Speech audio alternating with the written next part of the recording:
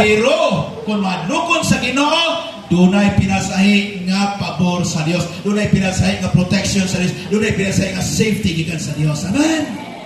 Praise God. So importante may nadlukon sa Ginoo, matinahuron sa Ginoo. Hallelujah. A place of refuge. Ang usa ka madlukon sa Ginoo, duna siya dapit nga siya doon sa dalampanan, no? Dapit sa dalampanan. So the Bible promises that a believer or children of God find safety when he fears the Lord.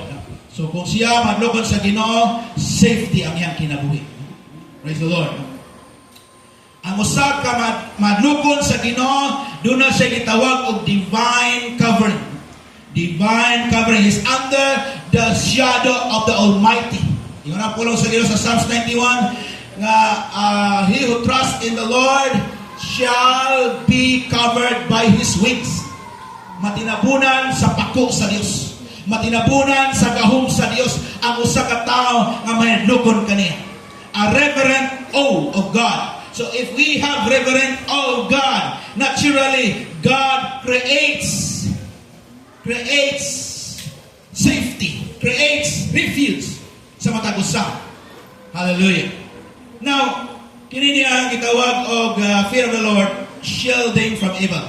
Shielding from evil. Dunay shield gikan or shield gikan sa mga attack sa yawa. Then you have hatred for sin. Imong i-reject ang pagpakasala, imong i-reject ang mga dautan, imong i-reject ang mga destructive behavior and moral traps.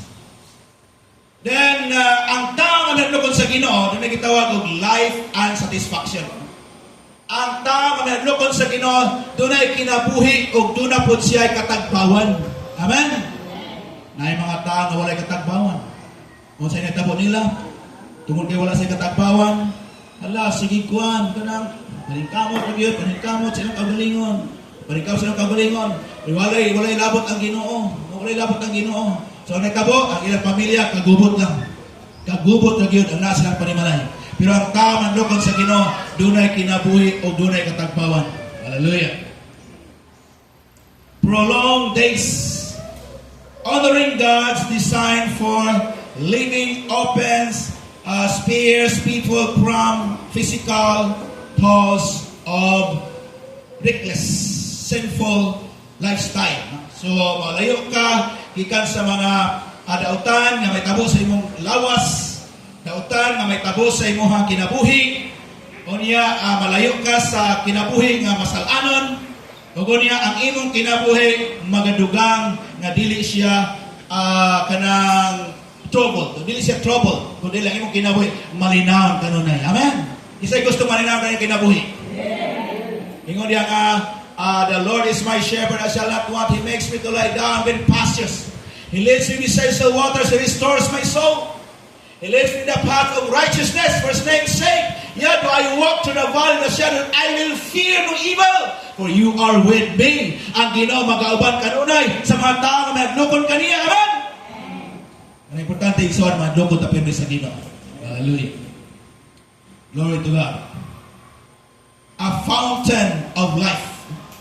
So ang usa ka Kristiyano madlukon sa Dios, ang tao madlukon sa Dios, dunay gitawag siya og fountain of life. So bisag unsa nga moabot sa kinabuhi, mga bagyo sa kinabuhi, mga problema sa kinabuhi, because of that fountain of life, makasustain gihapon siya o makasugakon siya hangtod sa kahangturan. Amen. Wala importante igsoon, madlukon ta sa Ginoo. You have the fountain of life. Abundant contentment. Abundant contentment. So ang Kristyanon nga madlukon sa Ginoo, the scripture promises that those who honor God will rest satisfied, untouched by evil, by hunting dread of spiritual calamity. So, usa ka Kristiyano nga madlukon sa Ginoo, dunay buhaton ang Dios nga ikaw malikay ka sa mga spiritual calamity. spiritual calamity. Malayo ka sa mga espirituhanong kalamidad. Malayo ka sa... kisa may gusto rin mo appeal sa rapture.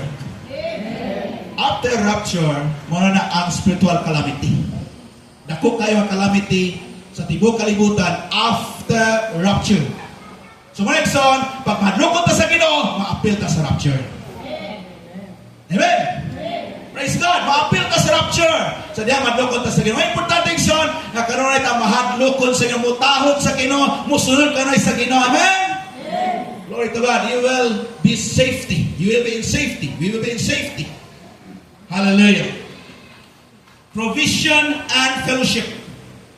So, walay pagkakulangan, dili ka makulangan, doon ay i-provide sa Ginoo, then you have the fellowship with God. Intimate friendship. The Lord confides in and reveals the deeper mysteries of His covenant. So, ang Kristohanon, nga madlukon sa Ginoo, doon na pag-ipadayag sa Ginoo nga mga misteryo nga lalong diha sa iyang pakigsaan. Kaya kabantay mo ni Abraham. Si Abraham igsoon, actually si Abraham, doon na siya makasaypanan. Doon na siya makasaypanan, doon na siya makulayahon. Pero nga naman si Abraham, gipaburan pwede sa Ginoo. Why? Because Abraham fears God. Madlukon si Abraham sa Ginoo. Muna nga, kanunay siya magasunod sa Ginoo, muna gipanalangyan siya sa Ginoo. Bisag doon ay makasipyatan. Igsoon, doon na kita makasipyatan. Pero kung kita madlukon sa Ginoo, doon ay buhaton ang Ginoo nga panalangin sa atong kinabuhi. Amen? Amen. Praise God. Hallelujah. Glory to God. So, ang tao nga madlukon sa Ginoo, walay pagkakulang. Walay pagkakulang. Di ka makulangan igsoon. Number 3, clothing. Integrity. Integrity. Integrity is a character of blameless. Walay ikasaway. Kabantay mo ni Daniel? Si Daniel, usa siya kanang gitawag og right hand of the king, King Darius. So, kini si Daniel, nahimo siyang right hand ni King Darius. Then, ang mga sakop ni Darius, mga administrator, mga kadagkuan, mga 120 ka mga kadagkuan sa iyang mga provinces, no? Mga leaders sa provinces. Niadto kang King Darius, ningon sila nga, King Darius, dunay usa dinhi nga wala nagsimba nimo o wala nagsimba sa atong Ginoo, nagsimba siya sa lahi nga Dios. Unya maghimo tag balaod karon nga kinsa kadtong dili mo simba nimo, ilabay ngadto sa langob sa mga leon. So mo to ni Agri si Darius, naghimo sila balaod nga kinsa kadtong dili mo simba niya, ilabay ngadto sa langob sa mga leon. And then pagkabalo ni Daniel, nga mo na ang balaod, niadto si isang balay o nag-ampo siya. O nag-ampo siya dito, o niya apri ang mga bintana, o niya katong mga tao nga nainggit sa iya kay, siyempre, mangita mo sa ebidensya. Mangita sa ebidensya nga, kini si Daniel, kinahanglan yun nga matampog na to sa mga langob sa leon. O mga nga nakit-anit ang, uy, si Daniel, nagkuhan siya, nag-ampo sa Ginoo. Wala siya nag-ampo nga to kang Darius. Wala siya nagsimba nga to kang Darius. Wala siya nagsimba nga to sa mga Ginoo nila. O kung niya dahil na nakita ni Son, o kung niya ingon din, ni-report sila nga to kang King Darius. Tingin sa King Darius, nakita na mo gini si Daniel. Gini si Daniel, nagsimba siya sa lahi nga Diyos. O ingon din si Daniel, si Darius, o niya, yung siya, doon na naman kay gipirmahan nga balaod. Doon na naman kay executive order. Na ilabay nga to sa langob sa mga leon. Kung niya dayon nag-order si Darius, o sige, ilapay niyo si Daniel ngadto sa langob sa mga leon. Praise God. Ikaon ba sa leon? Wala. Nga naman. Because of his character of integrity. Kanang character sa pagka walay masaway. Ligdum. Walay maikasaway.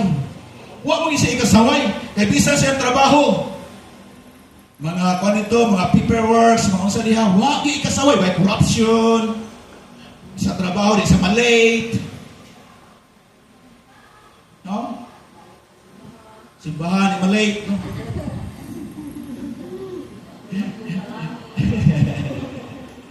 Igsoon. Grabe ito sa trabaho, no? Madlog mo ito malate, no? Nga madlog mo ito malate sa trabaho?